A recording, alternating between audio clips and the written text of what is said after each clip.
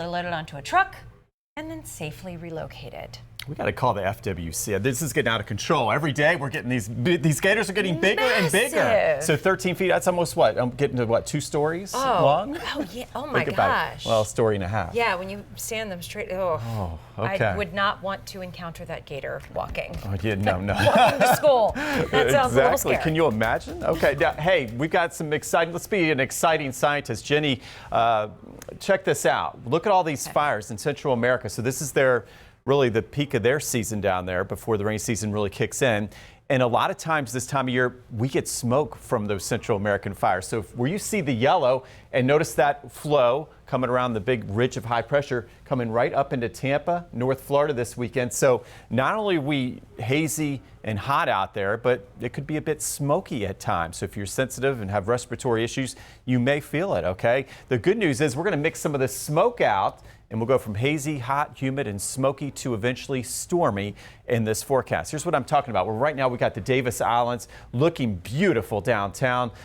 So many folks are celebrating, all the graduates. It's graduation weekend, but we're going to pop out, yes, the big picture, and that is we've got a front that's going to work with all this heat and humidity. You combine them all, and once again, we're seeing some big storms break out in the deep south. Now, as we take a look at where the storm zone is today, where the yellow is, okay, that's a level 2 out of 5 risk, a slight risk officially, from Jacksonville to Tallahassee. So if you're going north to celebrate with loved ones and some of those graduations, for instance, up in North Florida and Creekside, there could be some storms around, especially by late today and this evening. But farther south, we're looking great. All the folks heading to Tropicana celebrating Tarpon High.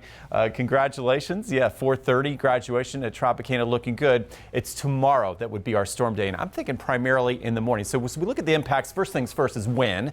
Okay, best chance of the storms in this forecast, 5 a.m. to 2 p.m. And let me walk you to the weather wall. Let's walk through this. So you see my main impacts here on Sunday would be, lightning, okay? When the thunder roars, head indoors. Latest models are showing that jet stream, that very strong jet stream that's brought all that severe weather here over the last several weeks. The strongest part of that lift will stay to the north of Tampa. Okay, so that's why I'm keeping the wind in the lower range.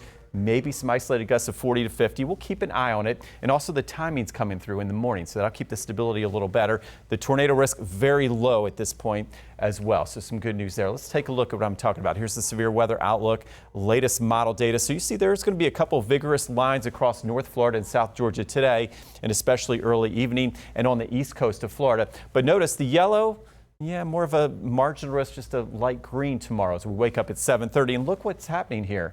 Notice most of the jet stream energy and lift stays to the north, and we've got a weaker line coming through as we wake up. So we'll keep an eye on it. In fact, this line may not get its act together until it moves toward, again, the east coast tomorrow, where they could see the stronger storms. By then, the main front will be through our area, and I'm expecting a much calmer afternoon as a result. In fact, by Monday, back to our sunny and dry pattern. The question is, can we get some rain? Okay, so we just get the needed rain without the severe weather. Well, at this point, we've got the drought, especially Manatee County south, even a portion of Polk County right now.